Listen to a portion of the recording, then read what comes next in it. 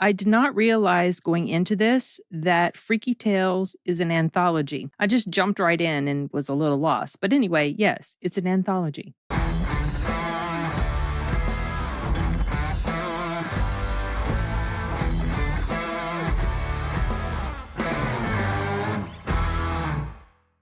I'm not the biggest fan of anthology movies where there's a collection of shorter stories. This one was okay. There were 4 separate stories. The first one had to do with a bunch of punk rock, or what do they call grunge type people, not really grunge, but whatever, taking on a group of white supremacists, neo-Nazis or whatever. I'm so over that sort of narrative and scenario. It's just like, if you run out of things, let's just write stuff about white racists and Nazis all the time. Okay, boring. The second one was about 2 ladies who were like rappers. You know how rappers will have like these rap battles with each other? I don't know what it's called. I just know of it. That's what their story was about. And then the third story involved the character played by Pedro Pascal, who was a heavy for like some bad guy would do these terrible things for him, and he's got a wife and a baby on the way, and he's trying to get away from that life. And then the fourth is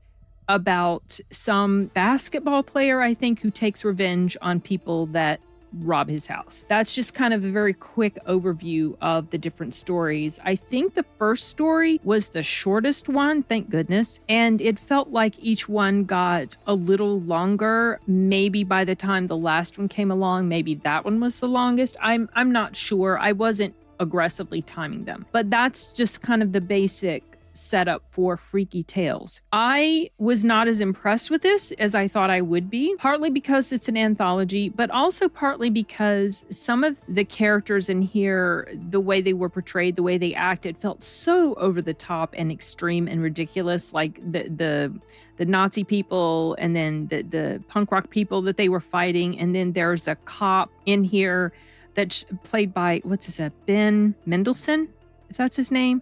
Great actor, but his character, the way he was playing his character was just so over the top and ridiculous. I mean, it was just like, I don't know, it didn't work so well for me. I mean, he was just the epitome of sleaze and grossness, and he was just a really bad guy. And of course, he played that up. But there's like this weird fine line with me where it can work and then sometimes it can't. In this case, it didn't work as much. My favorite story of all 4 was the one involving the character of Pedro Pascal. When that story happened, that was when I became really engrossed in a particular character. Like I felt like I had stakes in what was going to happen with his character. The one with the ladies doing the rap battle, that one was pretty entertaining, just when you see the thing happen at the end as they're having this little battle with this other rapper guy. The way that played out, I thought was pretty entertaining and gave me a good chuckle. But the Pedro one, that's something that I probably wouldn't have minded watching a full-length movie about his story. All of these 4 stories are interconnected in some way, and you don't always find that out until maybe the next story has come along, or maybe until the end you see how these other people tied in. I liked how they did weave those parts in. I felt like that was done pretty well. This takes place in 1987, the year that Lost Boys came out. There is a specific mention of the Lost Boys, which I thought was pretty cool, because there's a couple of scenes that take place outside a movie theater. Some characters have recently seen the film. They talk about Grandpa. Why didn't he tell them there were vampires? Anyway, it was just, I thought that was cool. Brought back good memories. The fight choreography, so there's some fighting that happens, obviously, in the first, with the battle between the boring Nazis and the boring punk rockers that take him on. Some of the choreography of those fights felt a little bit like, it didn't work for me. But by the end, in the last part, there is a fight scene that happened that I thought was done pretty well. Besides what I already mentioned, as far as anything, that could be taken as a con, there's one other specific thing that occurred to me. There is a scene where a character in the third story walks by characters in the first story, and that scene is played out. Like, you see that scene played out in the first story, this moment, like in a restaurant, and a person walks by, and you don't really pay attention to them until in the third story, this person walks by and then you see the characters from the first story. So I was like, oh, okay, that's interesting. But there's something that happens in there as they try to kind of interconnect those characters, where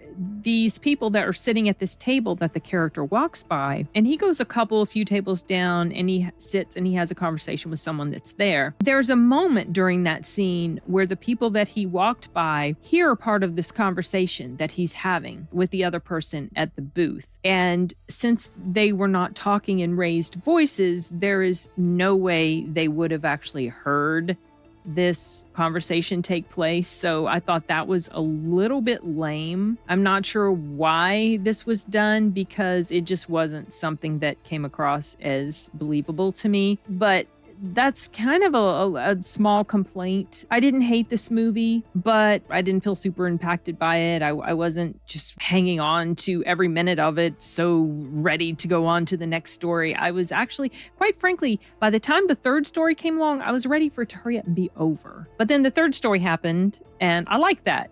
And the fourth story was not as good as the third, but better than the other two. So if I had to rank the stories I liked, it would be 3, 4, 2, and 1. Your mileage may vary. It's a film that apparently came to theaters this past weekend. I think I screened it like the week before. I screened it last week. I think I finished it earlier last week and then saw that it was coming out in theaters. It made enough of an impression on me that I wanted to talk about it. So this is me talking about it, and I really don't have much more to say at this point about Freaky Tales.